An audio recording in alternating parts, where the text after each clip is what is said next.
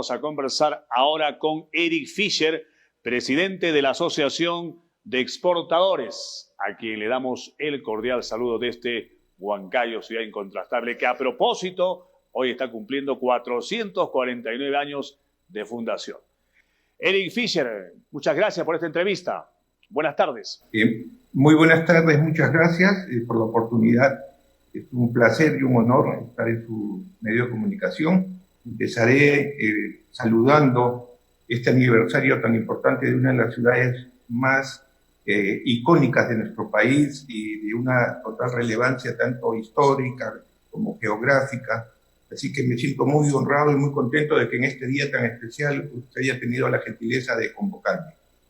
Señor Eric Fischer, el día de hoy sale en algunos diarios un pronunciamiento de gremios nacionales por el desarrollo social y económico del Perú, entre los que está la firma de ADEX. Cuéntenos de qué se trata este pronunciamiento.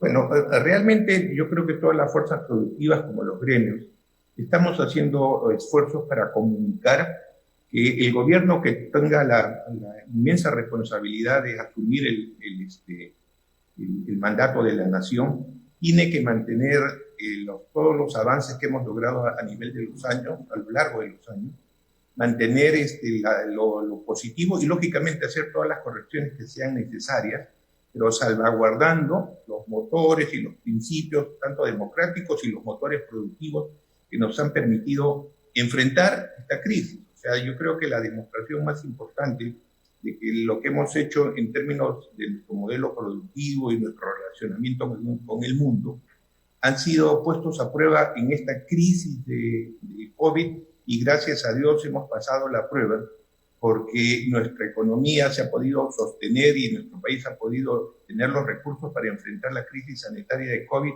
gracias a este modelo de integración global que tenemos, gracias a nuestra fuerza exportadora, y con ello no solo los productos que se han generado, sino principalmente hemos podido sostener y mantener en plena crisis de COVID. Hemos generado 3 millones de puestos de trabajo a lo largo y ancho del Perú, donde hay una empresa que exporta.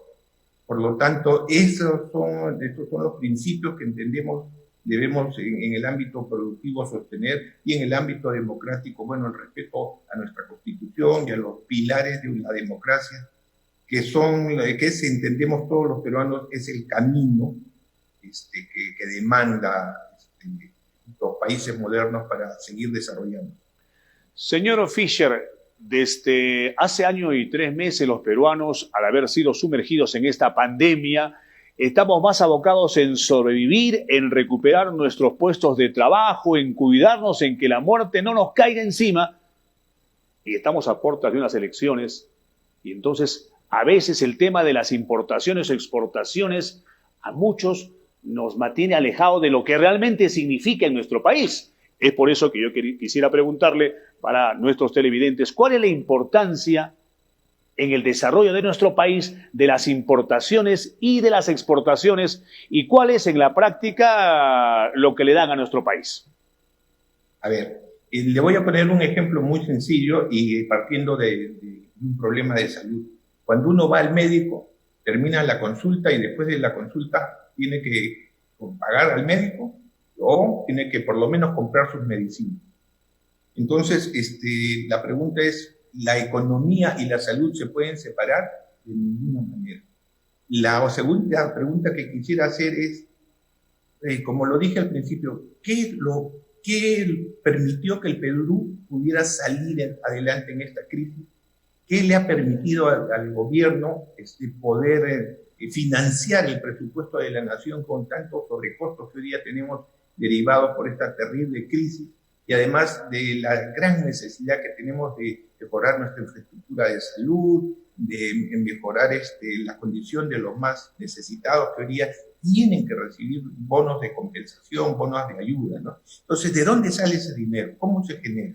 Ese dinero, obviamente, no podemos suponer que ha salido del mercado interno, un mercado que no ha producido, que ha estado muy contraído y con los peruanos con una muy mermada capacidad para comprar, gastar. Por lo tanto, no ha sido el motor de salir de esta crisis y lograr enfrentar los presupuestos de la nación, el mercado interno. ¿Qué ha sido?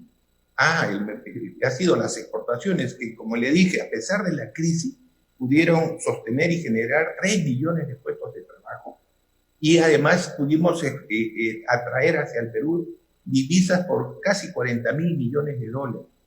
Esas divisas, ese dinero duro que entró a nuestra economía, antes de ser exportado, permitió el puesto de trabajo, la dinamización de regiones, porque hay que entender que, primero, las exportaciones se desarrollan en toda la República, o sea, es una actividad, las actividades productivas para la exportación se desarrollan en toda la República y son descentralizadoras.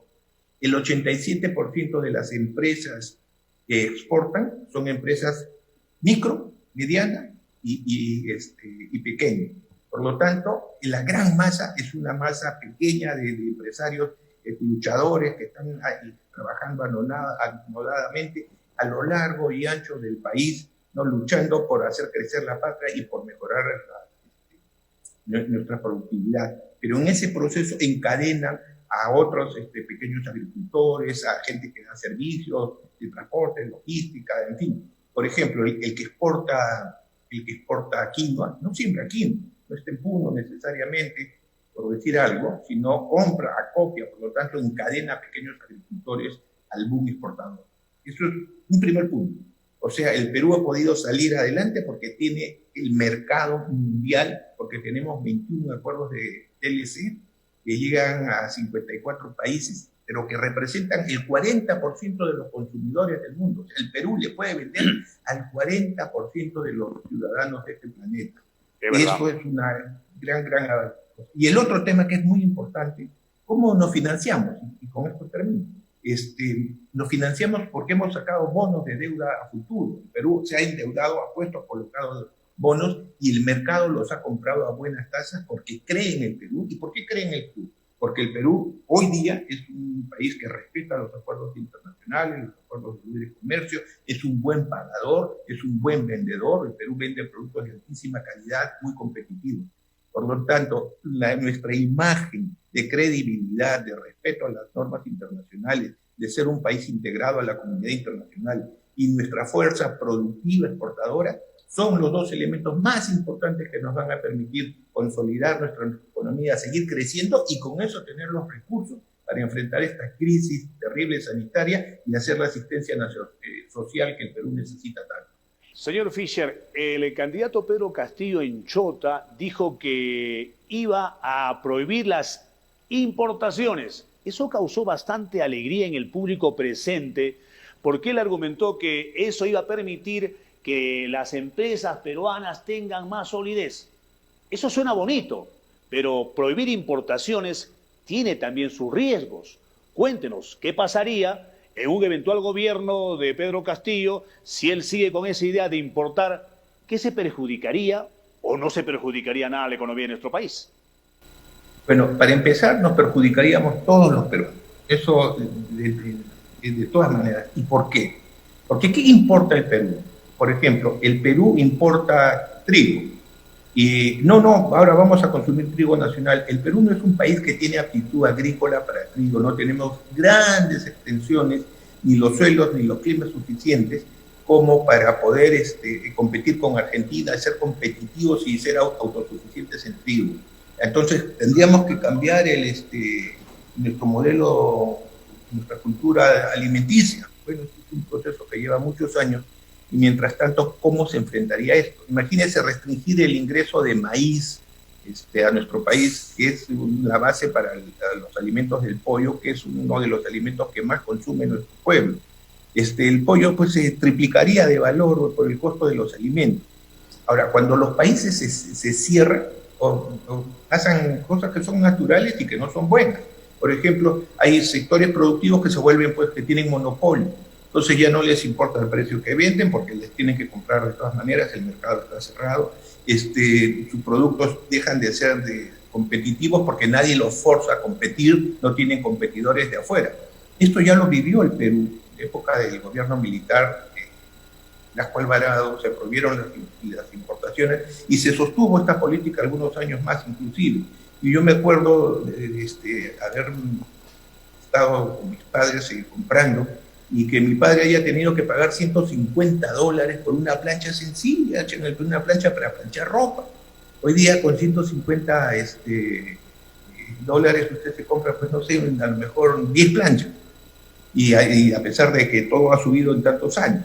Entonces, esa no es la fórmula. Ahora, yo entiendo que los candidatos o el candidato Castillo tiene buena intención, supongo, ¿no? No creo que él haga propuestas porque quiera dañar al Perú, pero creo que no está entendiendo el problema. Por ejemplo, dice, ¿cómo el Perú importa papa siendo el gran productor de la papa es oriunda del Perú? La papa que importamos es una papa con un poco de valor agregado, que se usa, que viene precocida y principalmente se usa para las pollerías, los restaurantes, ya vienen más fáciles de freír, de preparar.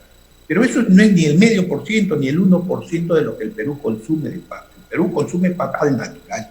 Y si nosotros cerráramos la importación de papa, no pasa nada, no beneficiamos en nada a nuestros agricultores. El Perú es un gran productor de papa, pero es un mal comercializador de papa. No tenemos una política que evite, por ejemplo, que cuando haya una muy buena sobreproducción, el precio caiga tanto que el agricultor tenga que vender por debajo del valor perdiendo. En vez de ser premiado, es castigado. Por lo tanto, tiene que haber políticas de compensación, mejores redes de distribución, mejor uso en los programas sociales de la papa, por ejemplo, acercar más a los productores al mercado, evitar que los intermediarios sean los que se lleven la actividad principalmente. O sea, hay para todo una respuesta técnica, y si técnicamente no hacemos un buen diagnóstico, lo que vamos a causar no son buenos resultados ni buenos remedios, sino vamos a hacer más daño al país. Interesante. Interesante. Estamos ya en la parte final de esta conversación ilustrativa con Eric Fischer, presidente de la Asociación de Exportadores. Un minuto, señor Fischer, para explicar qué cosa exporta de nuestro país. ¿Cuáles son los productos que básicamente se van al extranjero de nuestra producción nacional? Bien, nosotros los peruanos debemos sentirnos inmensamente bendecidos y además muy orgullosos de lo que tenemos, lo que hemos hecho y lo que podemos hacer.